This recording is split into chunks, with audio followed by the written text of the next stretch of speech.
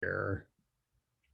Yeah, it looks like I have the ability to do so. Let me, I'll switch over my window now. Okay. All right. Let me know if you can't see the window. That looks good. Okay, cool. All right. So my name is Chris Holdgraf, and today what I want to talk about is a new initiative that we've been working on for a couple of months called the International Interactive Computing Collaboration. Um, Most of this talk is just going to be about, I think, 30 minutes or so. And the idea is to sort of set some maybe context and background for like why 2I2C exists. And then afterwards, I'm either happy to like dive more into that or sort of brainstorm or discuss with you all just any ideas that pop up during the conversation. But you should also feel free to interrupt me halfway through if a thought comes to mind.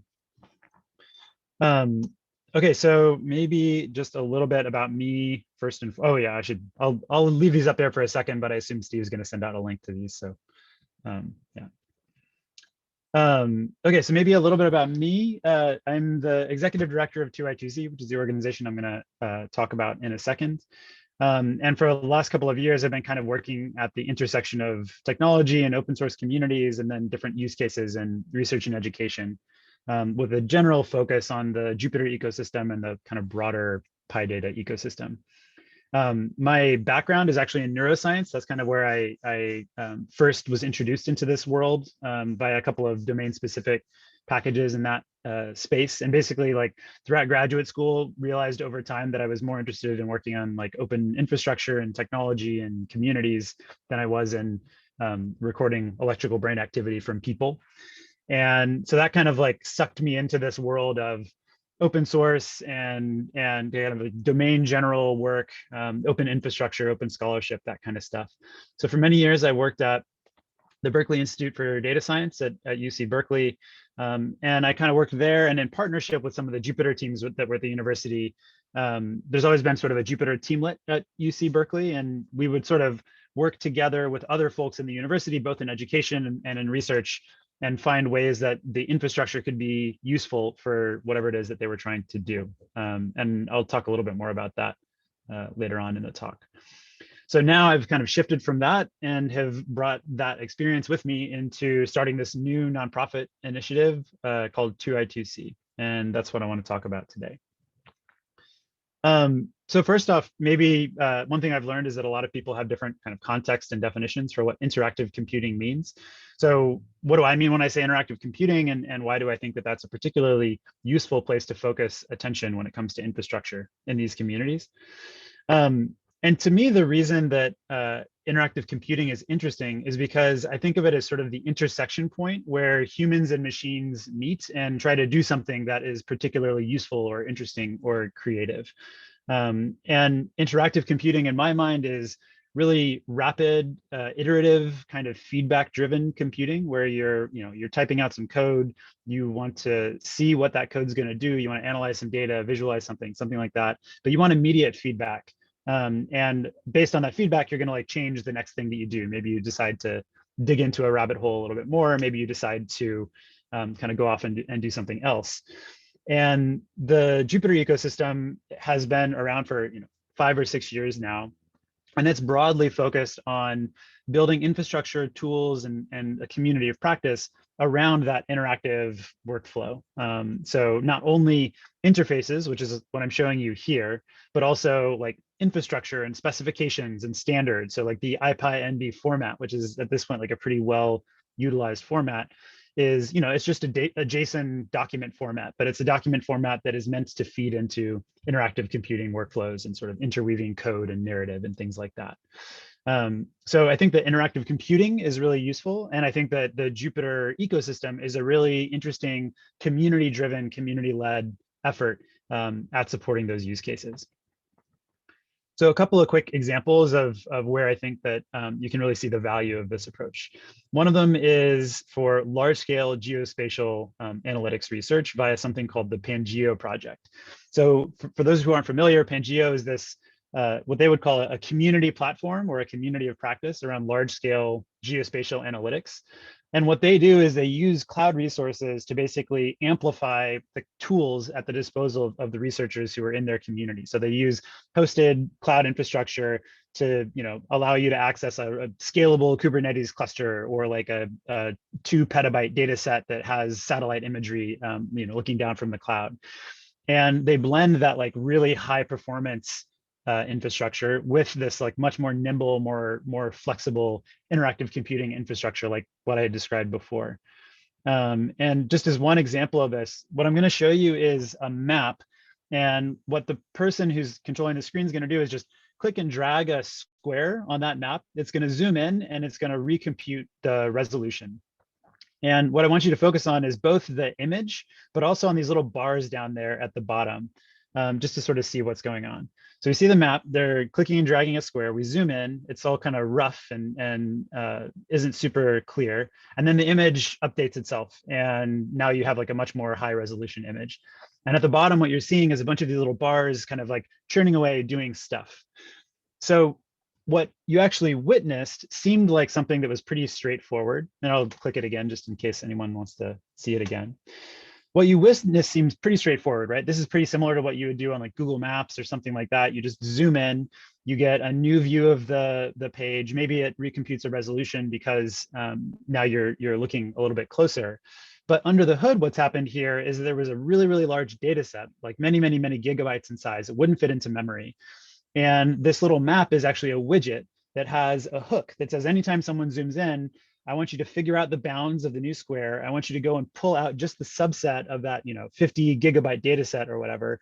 I want you to run some kind of matrix computation on it and then return the statistic, which is what you're actually looking at in this like updated, improved map. And at the bottom, that's a graph of Dask workers. And Dask is a kind of like scalable parallel architecture framework in Python. And so you've connected this, very sort of like interactive, fluid thing of just dragging a square over a map to this really complex, scalable, cloud-based compute architecture under the hood. And it's really cool to see that blend of both like high performance, but also like fast and agile using the same set of infrastructure.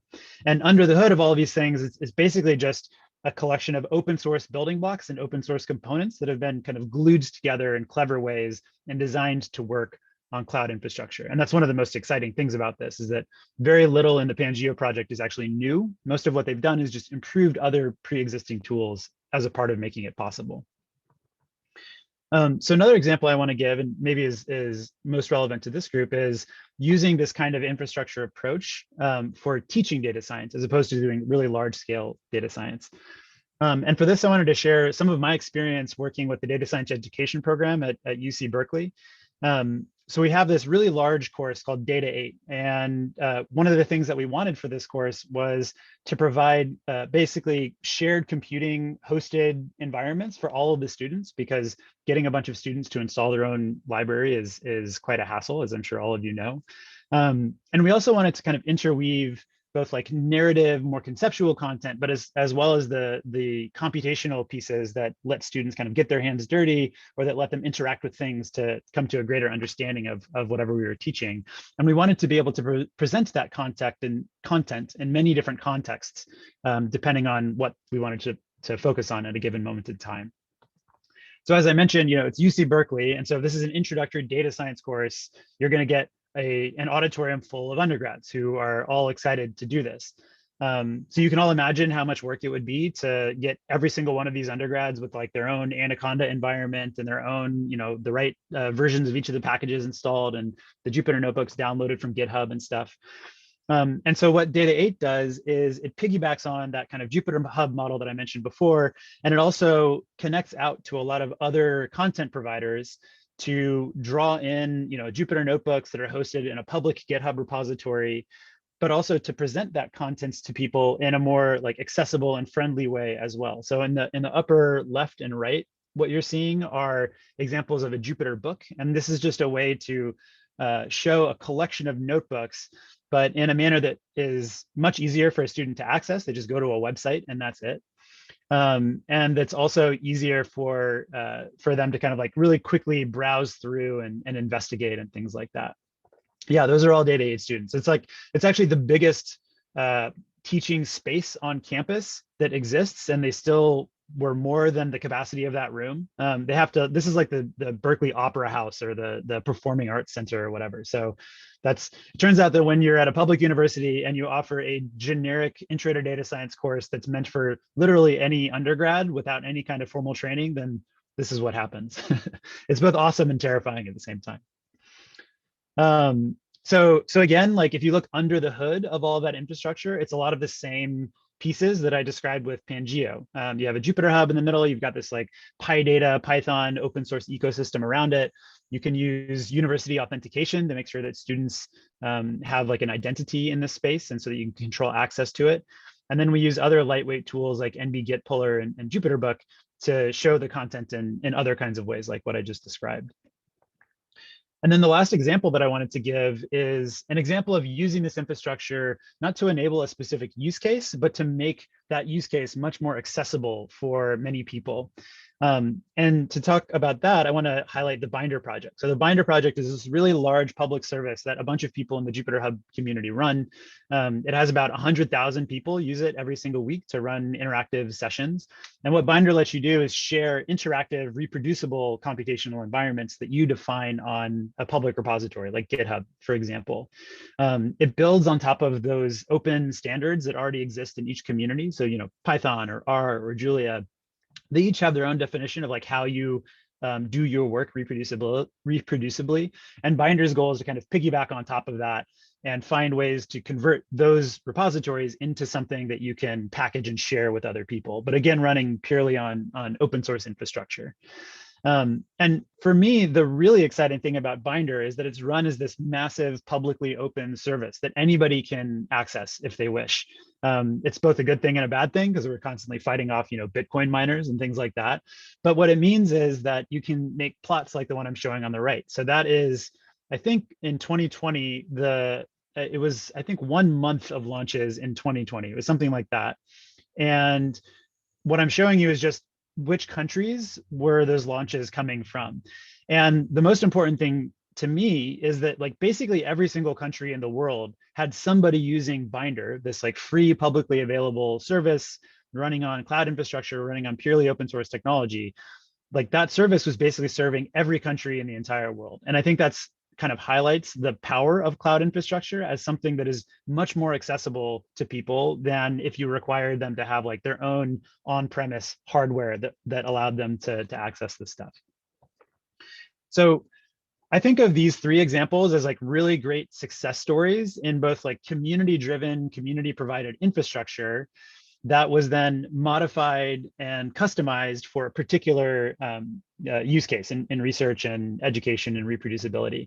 And that model that I described of sort of like you find the right pieces that are out there in the open source landscape, you modify them a little bit for your use case, and then you find ways to upstream those modifications back into the communities, has been a really powerful way to both, you know, solve a problem in research and education, but also contribute back to these broader open source communities that underlie it. And there are all kinds of other benefits for why you would want to take that approach in the first place. Probably the most important of that being that like this particular stack has become kind of a standard across both academia and research, but also industry. And so you're teaching students literally the exact same tools that they'll probably be using once they leave and graduate and go on and get jobs in places. So that being said, I think that these 3 examples are also really hard to replicate. And we haven't seen a ton of other examples of these things popping up kind of organically. And I think that there are 2 big challenges to expecting this to replicate just on its own. One of them is pretty simple. It's just that DevOps and cloud infrastructure is really hard and challenging and requires specific skill sets to do. So over the last couple of years, as a member of the Jupyter Hub team, I've put a ton of time into, you know, along with everybody else, into writing documentation and writing guides and you know, giving workshops and teaching people how to deploy this stuff in the hopes that other people could follow the similar kind of model and deploy their own shared infrastructure for interactive computing. And the challenge is that at the end of the day, you can, write documentation, you can make tools modular and user-friendly to use. But if you want to run infrastructure in the cloud, it just takes a particular set of skills. And it's unrealistic, I think, to expect most institutions, in particular smaller or under-resourced institutions, to develop their own DevOps cloud expertise. Usually what happens is they end up, tapping a postdoc and like ask them to spend 50% of their time moonlighting as like a cloud engineer, which is a really inefficient way of using like both their time and actually trying to get the work done. And so we realized that this was a problem that we kept running into across all of the different institutions that we were talking to. So in that space, there are a variety of vendors that would basically say, oh, well, you don't have to do that. You can just pay us for a service. But I don't think that that vendor space is really covering the kinds of things that we need as a community of like open scholars and educators. And I think you can kind of think of this as a spectrum. Like on the one side, you have full-blown software as a service. It's like you just pay us a monthly fee and you'll get access to a website with an account and you have no idea how it works. And usually there's a bunch of like proprietary pieces under the hood, but it just kind of like black boxes it away so you don't have to worry about it. On the other hand, you have like that kind of full do-it-yourself model that I just described. Like you need to find someone to learn Kubernetes and learn how to manage and run and develop cloud architecture or contribute to open source communities. And I think that both of those extremes are really difficult to find like a long-term solution for our communities in research and education. I think there's value in like exploring the space in between those two things. The other challenging piece of this is that not only on the use case side, but also on the infrastructure side, sustaining open source is really, really hard. And just as one example, if you look at the Jupyter project, which has now been around for about 5 years or 6 years or so, this is a plot of the number of IPyNB files that are in the public GitHub repositories that you can just kind of scrape. And there's actually a link to a repo that generates this report every couple of days, I think. And if you see this, like what you'll note is basically it's an exponential curve, right? There's like an explosion of people using Jupyter notebooks, using them in Jupyter interfaces, using them in other interfaces. Like this ecosystem has clearly had a ton of impact. But as a result of that, you also get more complexity in the project. Like now there are probably around a dozen like really major repositories in the Jupyter ecosystem. All of them have issues and bugs and improvements that are constantly popping up that require time and work and effort to work on. And I think that one of the challenges is that while the use and adoption of these tools has grown exponentially, the resources available to these communities has not.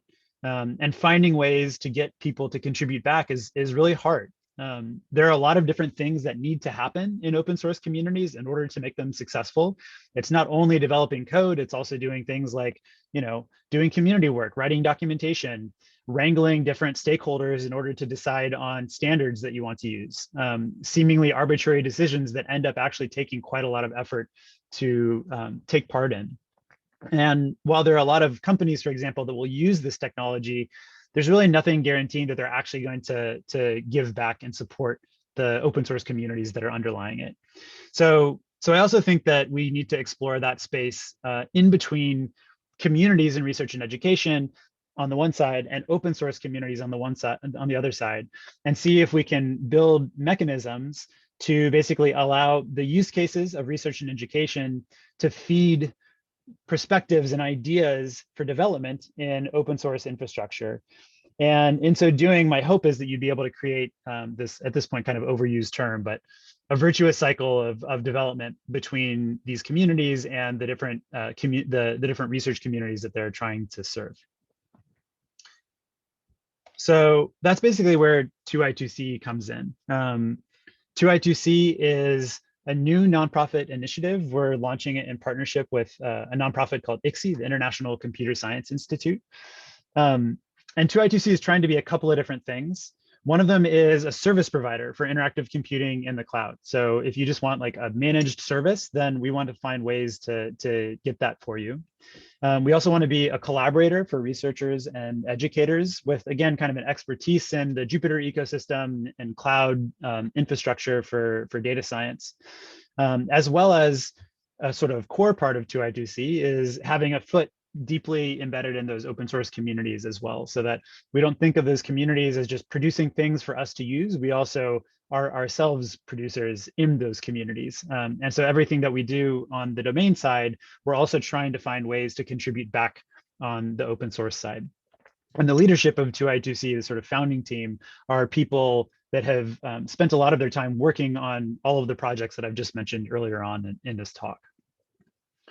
So those are a couple of different things that 2I2C is going to do. What I wanted to focus on for this conversation was, in some ways, I think the most like challenging and maybe useful thing that 2I2C is going to do in the short term, which is try to offer some kind of hubs as a service platform or you know, management for people that want effectively a purely open source, purely vendor agnostic Jupyter Hub style analytics space for their community. And the idea is that, again, we want to use only the tools that I just described before. So tools that are, you know, open source, that are governed and run by their communities, tools that 2I2C doesn't control itself, but we are just participants in those other communities. We want to run that infrastructure in a way that is both configurable and flexible so that other people have a lot of control over it. And also in a way that's transparent so that anybody can see the kinds of infrastructure that we're using to deploy and maintain and improve that technology. The other thing we want to do is separate out the managed services from the cloud billing, because something that's really common in educational contexts is that you often get like buckets of credits, for example, from cloud providers, but then you have no idea how to actually use them. And what we'd like to do is make it possible for people to just easily use those credits by not having to manage the infrastructure themselves. And then finally, what we want to do is use those use cases to drive new cycles of development back into the open source community and generate resources by providing these services and funnel those resources back into, you know, paying for people to do maintenance or do community work across the communities. So the kinds of hubs that we're imagining, and at this point, like everything from here on is sort of work in progress. Like 2I2C is a relatively young organization and we're trying to figure out what's the right way to fill this niche. But the kinds of hubs we're imagining are basically piggybacking off of the success stories that we've seen across the community over the last couple of years. So things like the Pangeo research-focused kind of like scalable Dask Kubernetes Jupyter hubs, things like these more lightweight educational learning environments hubs that, you know, connect to Jupyter Books so that you can have textbooks or grading infrastructure, things like that. But also new kinds of hubs for new kinds of use cases, because I think that we've seen that this technical stack is extremely flexible. And with that flexibility comes a challenge, right? Because then it takes time to figure out how to customize it for the particular purpose that you want. And I think one of the jobs of 2I2C is going to be trying to understand and refine those use cases so that we can kind of build really useful sandboxes that are designed for specific purposes and then offer those to other people to use on their own. An important principle of how 2I2C imagines infrastructure and its role in infrastructure is codified by a document that we call the rights to replicate. And I'll just read it quickly. The right to replicate gives customers the right to replicate their infrastructure in its entirety elsewhere with or without 2I2C. So again, I think the main point there is that we want to have a really strong commitment to avoiding anyone becoming dependent on 2I2C. We don't want to use any kind of proprietary infrastructure. We don't want to use technology that only we control. We don't want to deploy that technology in a way that's hard for others to understand, or that would make it hard for others to just take it with them and go and do their own thing if they wanted to just stop using 2I2C. I think that in our mind, if we are running infrastructure for someone for like a year or two, and then after 2 years, they say, hey, you know what, like, I think that we sort of understand what's going on here. Like, how about you just give us control over that hub and we can just go off and do it ourselves? In my mind, that's a success for 2I2C. Like, we want to build more opportunities for people like that with these kind of managed services. So the question is, and what we're trying to think through right now is, how do we scale and sustain an operation like this? We want to have different hubs for different kinds of communities. We want those hubs to have some degree of flexibility, you know, be they for neuroscience or for education or for physics. Each of those will have their own needs and their own environments, their own data sets they need to be connected to, things like that. So how do we both create those hubs in a way that's flexible and fast, but that's also kind of scalable, so that we can make it sustainable, and so that we can hire people reliably and grow to serve more communities and more customers there. So we're thinking through different kinds of models for how we would also like to partner with other communities that we're working with. I'm just throwing out one idea that we have right now, which is to basically define two central roles for a given hub or a given set of infrastructure. One of them is hub engineers, and the other one is somebody that we call a community champion. And the idea is that a hub engineer works at 2I2C, a community champion works with whatever community we are working with. And the two of them kind of coordinate with each other around the central hub infrastructure that is serving that community. So the community champion's job is to be a kind of high bandwidth information connection to the engineer in order to help guide the direction of the hub and improve things, and surface bugs that users have brought up, and find ways to make that hub serve that community more effectively. And we're also trying to do things like centralizing configuration and deployment and integration infrastructure, so that we can have a single space where 20 or 30 or 40 hubs are configured and deployed, even though all of those hubs operate completely independently of one another. So again, it's like finding ways to sort of centralize this very decentralized stack in a way that works for both other communities and for 2I2C. So right now we're very much so in a kind of like learn and develop and iterate and play around with a particular deployment, figure out what went right, what went wrong, understand a little bit like the business aspects of these. What's a good pricing model? Does it make sense to treat ourselves like consultants and be like written into grants as subawards, or does it make sense to basically just be like a vendor and say, hey, you just pay us like a monthly fee and we'll manage this hub infrastructure for you? And we're also quite a young organization itself. So we're kind of like building out our organizational structure and strategy and trying to figure out how we can pull in different kind of stakeholders from these various places in a way that ensures that 2I2C continues to serve those stakeholders moving forward. So that's just a little bit of background on 2I2C and kind of where we're at right now and the sorts of things that we want to work on next. I'm happy to talk about any of that if you're curious, or happy to talk about a little bit more about like the infrastructure and that side of things if you have thoughts there as well. So I'd appreciate any feedback that you all have, and thanks for taking the time to listen to my little spiel. Thanks, Chris. It's fascinating and wonderful that that this work is happening, and it's pretty cool.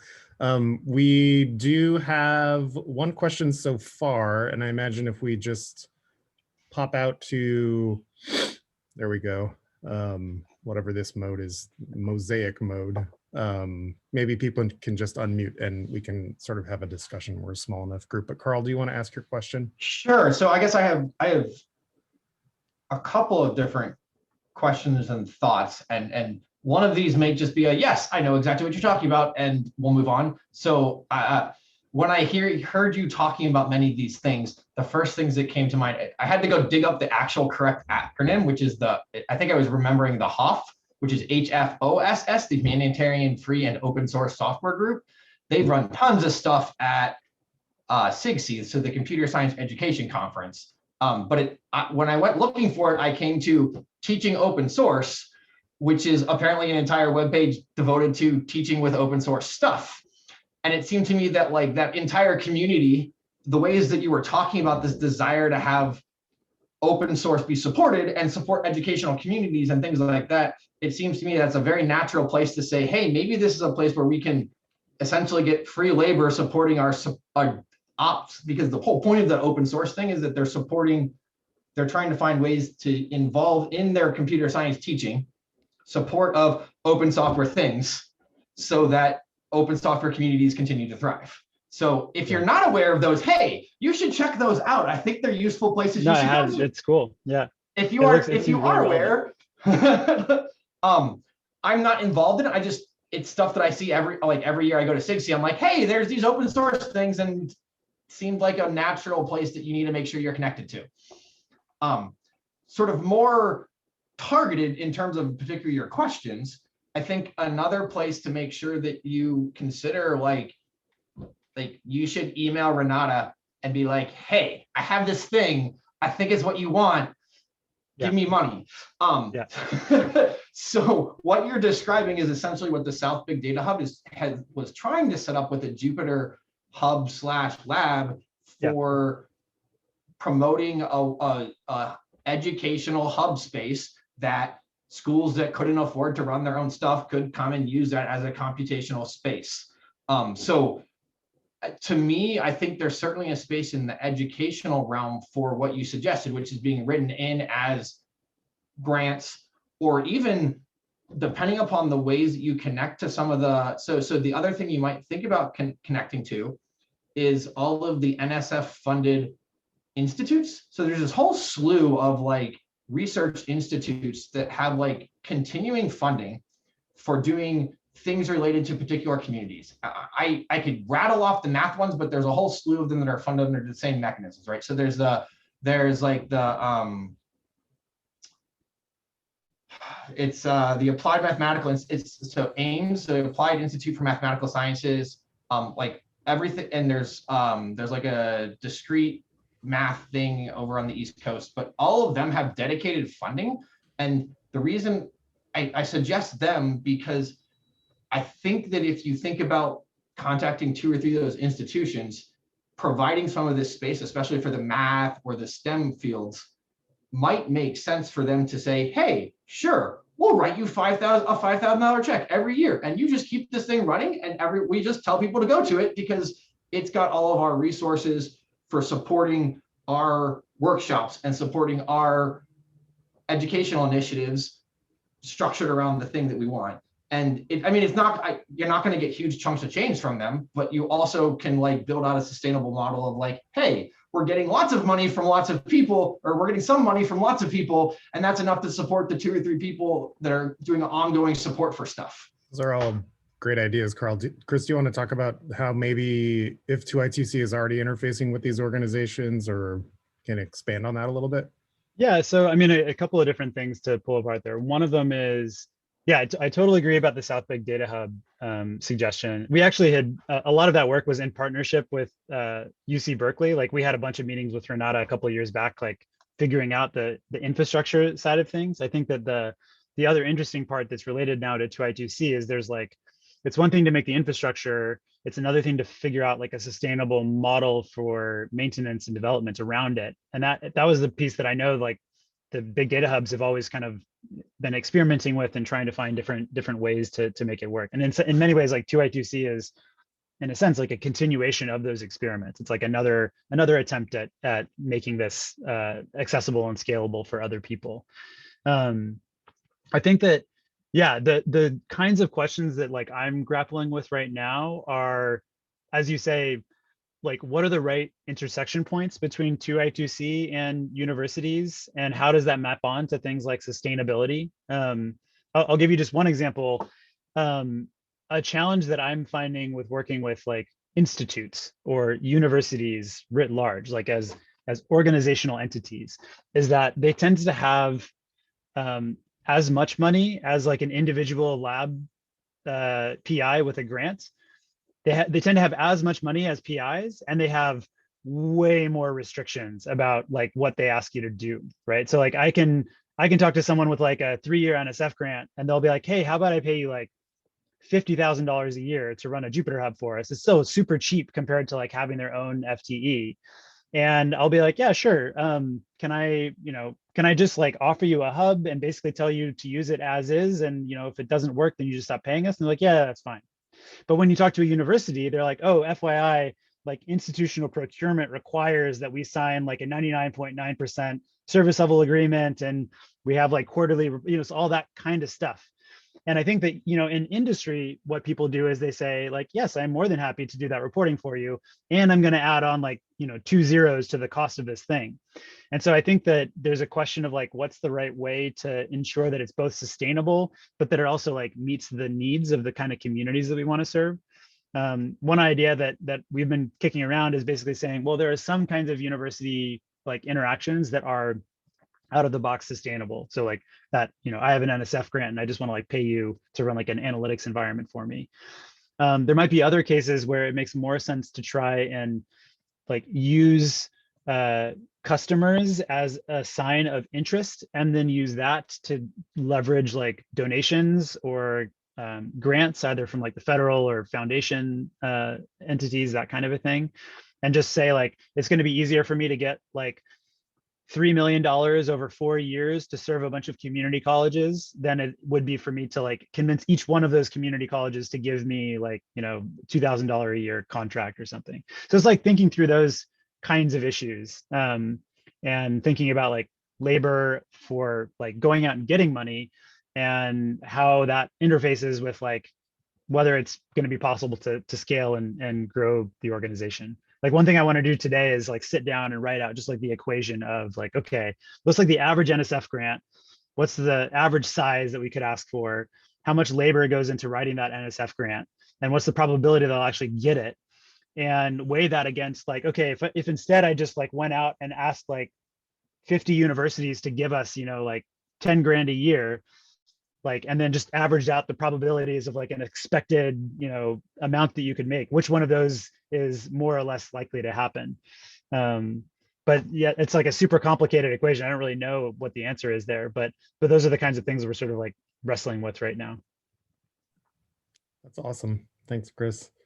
We do have another question in the chat here, and I wonder if the question asker would like to ask that question, or, oh, there you are. Hey, Hello. sure. Hi, Chris. First of all, thanks a lot for all your help. I think I've been bothering you on GitHub quite many times, actually. Nice to see you, and thanks for the brilliant talk. I was actually wondering, as I'm indeed using Jupyter Book for writing books and educational materials and so on, and something that we are kind of what is a hassle is indeed like how to manage large groups of students. So if you have like hundreds, or I don't know, there were maybe 2,000 students in the auditorium that you shared with us. So thinking of the kind of, if you do like programming exercises and these kind of things, so kind of the grading procedure, that is really the bottleneck for us. So I was wondering if you could share a bit more about the educational hub that you mentioned, and the kind of the grading part, especially from there, and what kind of ideas you might have for that. Yeah, so the challenge with education and grading specifically is that it's one of those like, if you ask 12 people, they'll have 12 preferred grading strategies for like how they handle it. Auto grading in particular it's in this kind of weird local minimum right now, I would say, where like NB Grader is the thing that everybody tends to use. It's been around for a long time. It's also kind of under resourced, like it doesn't have a ton of developer time going into it. The Berkeley actually has been like prototyping their own grading system that they use for the hubs that are there, called Otter Grader, like the animal. I should probably find a link and just post it.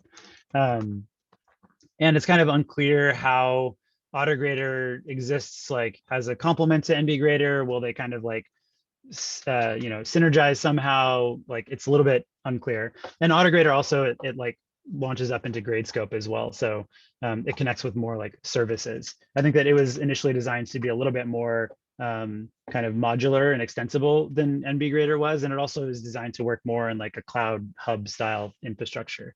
So I think that what they do there is they'll basically use the Jupyter Hub and the environments to like execute notebooks according to whatever, you know, checks that they want to make for the student work and things like that. And then they'll use Gradescope to like upload scores and deal with all that kind of thing. But I think that this is an example both of grading, but also on the Jupyter book side, where like what you need are people who are deploying those tools for their particular use cases, but who also have the kind of interest and the resources to then improve those tools in new kinds of ways to meet that use case. And that's like historically what I haven't seen a ton of in the Jupyter landscape. Like there are, I mean, I can tell you there are tons of universities that have built their own Jupyter learning as a service platform, like tons. And the challenge is that like usually those are just bespoke platforms only for that university, and none of the resources that went into developing that have like made their way back into the Jupyter project at all. And so, I mean, the challenge is that doing that is really hard. Like it's hard to like interface with an open source community and like get enough trust from that community that you can effectively start like improving things and changing things and stuff. So it doesn't surprise me that it doesn't happen, but I think that there will be value in having organizations like 2I2C that speak both languages, both the language of like the particular use case, but also are like very comfortable working with those open source communities so that they can much more efficiently kind of operate back and forth between them. Chris, a follow-up question to that. Does 2I2C have, or are you planning any initiatives to help kind of grease the skids for people who are in the community who want to contribute back and to make it easier? Because I know there's always that kind of activation energy to get into development mode in an open source community, and it can be pretty intimidating. So are you working actively in that space of trying to pull people in? I mean, I would say that we want to. We're not right now because we don't have that many resources. I think that like I view 2I2C as kind of like a glue organization between research and education communities and scholarship and these like open source communities on the other side. And I think like, I mean, we have a lot of experience trying to do this over the years from like within the context of a university. And it's just, I found that it's very hard to do it.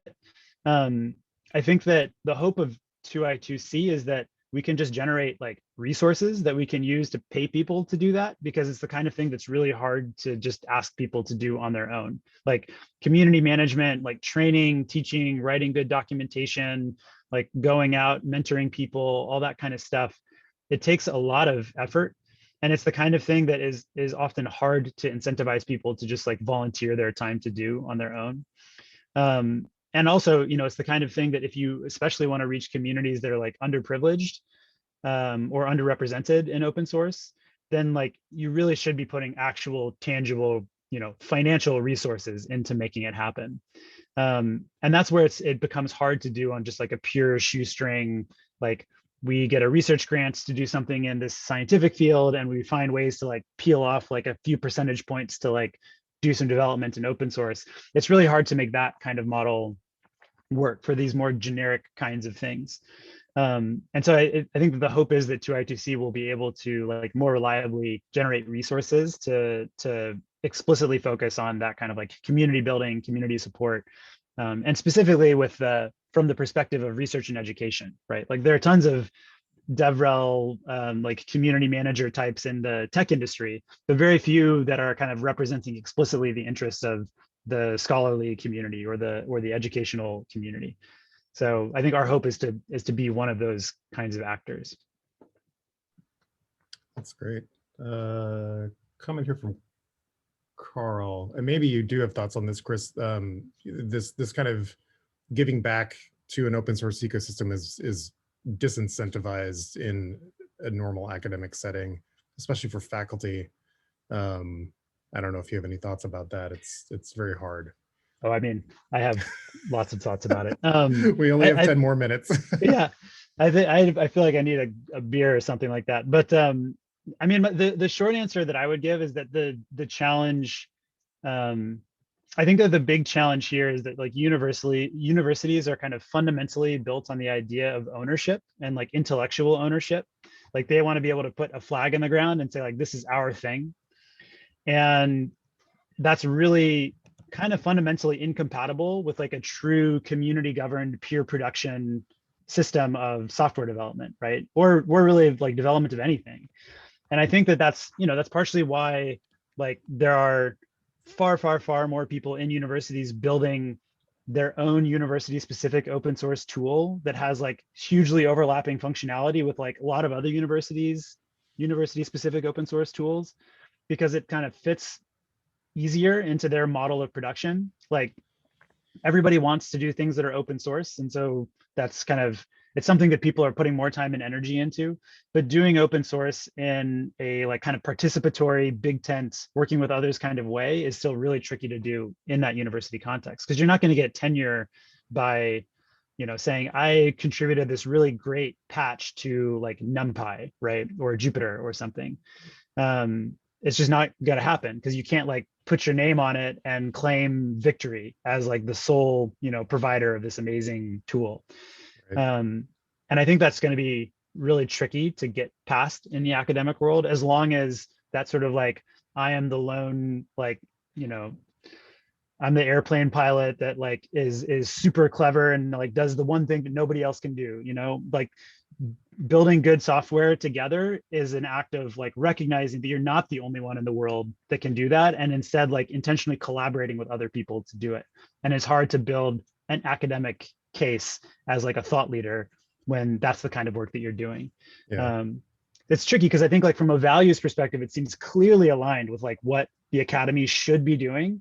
But I think that there's a misalignment of incentives and resources that makes it a bit harder to do. And there are a lot of efforts in the academic world to make this closer to reality. And I think there's been like a ton of progress compared with say like 5 or 10 or 15 years ago. But I think there's still just a long way to go.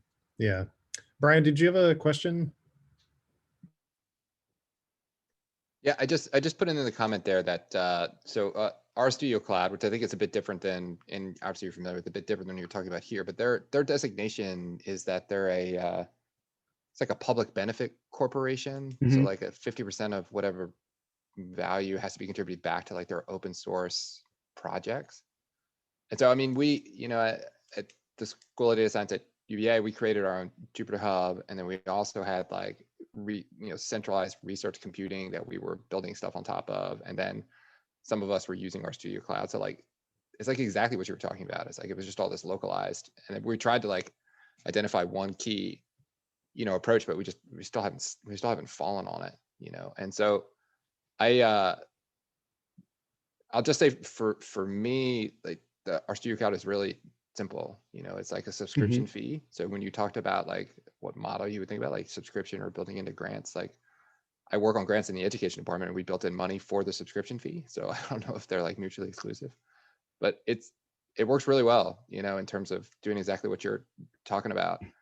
And there's a lot of momentum, I guess, in the school for it because of how easy it is. And so in consideration of this, I mean, I would definitely jump over to a Jupyter version of it, right away in terms of, and then make recommendations if that appeared to be available. But when we had these discussions, like, I think you've hit the nail on the head in terms of like the gap. But I can tell you, at least from our perspective, like, I think we would have, there would be a demand for us to pay for a fee for service for that, and not create it internally and use it like a lot. So I don't know. I would encourage you to go down that road and, I mean, I think that's where we'll get. I don't know if what we're going to do is like a per user kind of a thing. And I think that's like, there are some nuances about the difference between the kind of like 2I2C infrastructure model and what RStudio.cloud does. I think the main one being like that sort of fine line between software as a service versus like what I would call like DevOps as a service. Like software as a service, you just go to a website and you just get an environment. You don't even think about it. And for most users, that's what you want. For someone who's like an administrator at the university, for example, I think that there's value in knowing that if you wanted to, you could just like assume control of the infrastructure yourself. And really, it's like 2I2C is managing your infrastructure, not you are using 2I2C's infrastructure, if that distinction makes sense.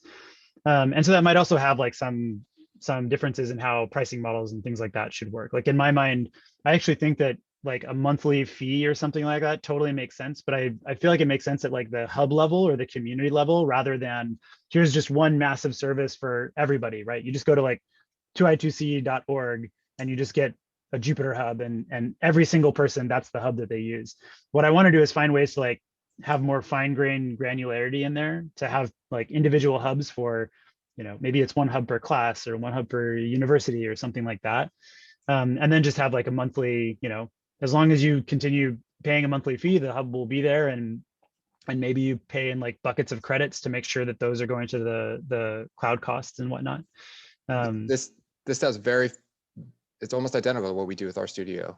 We pay a monthly subscription fee based off utility of the computing power over a period of time. And I think they adjust it up and down based off how much we use it. So we can attenuate like CPU usage, things like that. But it's not a per user. It's a monthly service fee that we agree to over a period of okay. months. Okay.